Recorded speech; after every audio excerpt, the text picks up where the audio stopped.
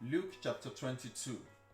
Now the feast of unleavened bread, called the Passover, was approaching, and the chief priests and the teachers of the law were looking for some way to get rid of Jesus, for they were afraid of the people. Then Satan entered Judas, called Iscariot, one of the 12. And Judas went to the chief priests and the officers of the temple guard and discussed with them how he might betray Jesus. They were delighted and agreed to give him money. He consented and watched for an opportunity to hand Jesus over to them when no crowd was present. Then came the day of unleavened bread on which the Passover lamb had to be sacrificed. Jesus sent Peter and John, saying, "Go and make preparations for us to eat the Passover." "Where do you want us to prepare it?" they asked. He replied, "As you enter the city, a man carrying a jar of water will meet you. Follow him to the house that he enters, and say to the owner of the house, 'The teacher asks, where is the guest room where I may eat the Passover with my disciples?' He will show you a large upper room, all furnished. Make preparations there." They left and found things just as Jesus had told them. So they prepared the Passover. When the hour came, Jesus and his apostles reclined at the table, and he said to them, "I have eagerly desired to eat this Passover with you before I suffer. For I tell you, I will not eat it again until it finds fulfillment in the kingdom of God." After taking the cup, he gave thanks and said, "Take this and divide it among you. For I tell you, I will not drink again of the fruit of the vine until the kingdom of God comes." And he took bread, gave thanks and broke it, and gave it to them, saying, "This is my body given for you. Do this in remembrance of me." In the same way, after the supper, he took the cup, saying, "This cup is the new covenant in my blood, which is poured out for you. But the hand of him who is going to betray me is with mine on the table. The Son of Man will go as it has been decreed, but woe to that man who betrays him." They began to question among themselves which of them it might be who would do this. Also a dispute arose among them as to which of them was considered to be greatest. Jesus said to them, "The kings of the Gentiles lord it over them, and those who exercise authority over them call themselves benefactors. But you are not to be like that. Instead, the greatest among you should be the youngest, and the one who rules like the one who serves.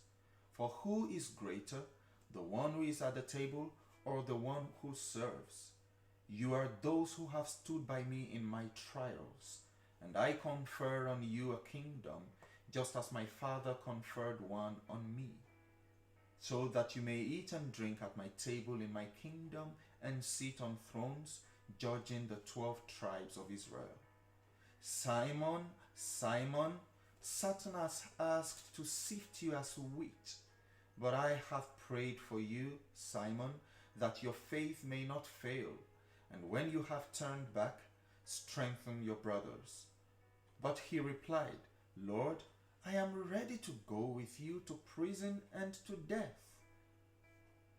Jesus answered, "I tell you, Peter, before the rooster crows today, you will deny 3 times that you know me." Then Jesus asked them, "When I sent you without purse, bag, or sandals, did you lack anything?" "Nothing," they answered. He said to them, "But now if you have a purse, take it, and also a bag, and if you don't have a sword, sell your cloak and buy one. It is written, 'And he was numbered with the transgressors.' And I tell you that this must be fulfilled in me. Yes, what is written about me is reaching its fulfillment." The disciples said, "See, Lord, here are 2 swords." "That is enough," he replied. Jesus went out as usual to the Mount of Olives, and his disciples followed him. On reaching the place, he said to them, "Pray that you will not fall into temptation." He withdrew about a stone's throw beyond them, knelt down, and prayed, "Father, if you are willing, take this cup from me. Yet not my will, but yours be done." An angel from heaven appeared to him and strengthened him. And being in anguish, he prayed more earnestly, and his sweat was like drops of blood falling to the ground. When he rose from prayer and went back to the disciples, he found them asleep, exhausted from sorrow.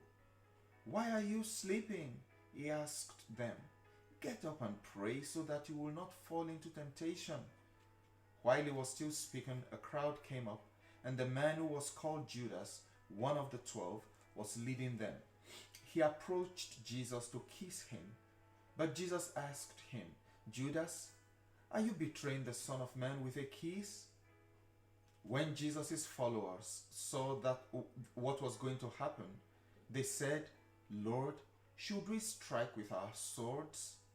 And one of them struck the servant of the high priest, cutting off his right ear.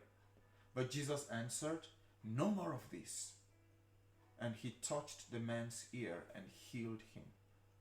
Then Jesus said to the chief priests, the officers of the temple guard, and the elders who had come for him, "Am I leading a rebellion that you have come with swords and clubs?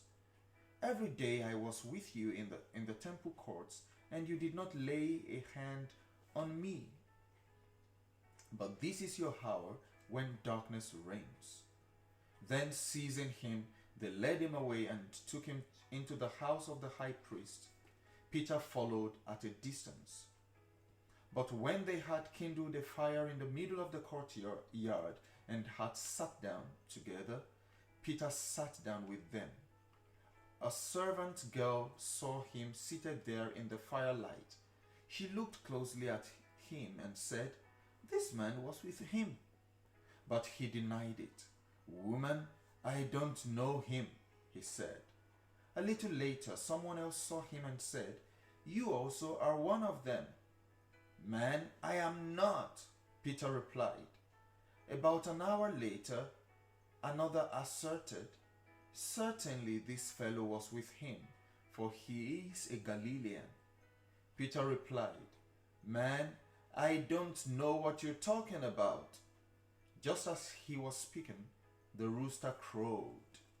The Lord turned and looked straight at Peter. Then Peter remembered the word the Lord had spoken to him.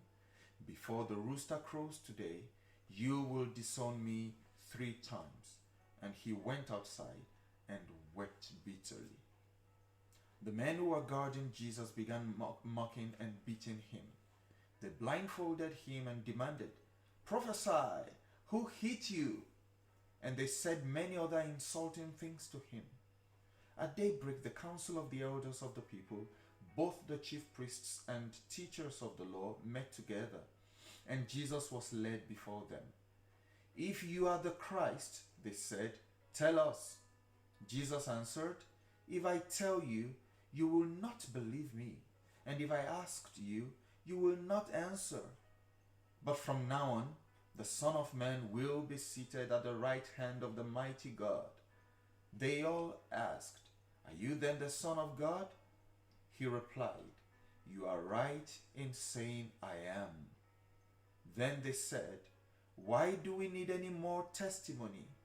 We have heard it from his own lips." Then the whole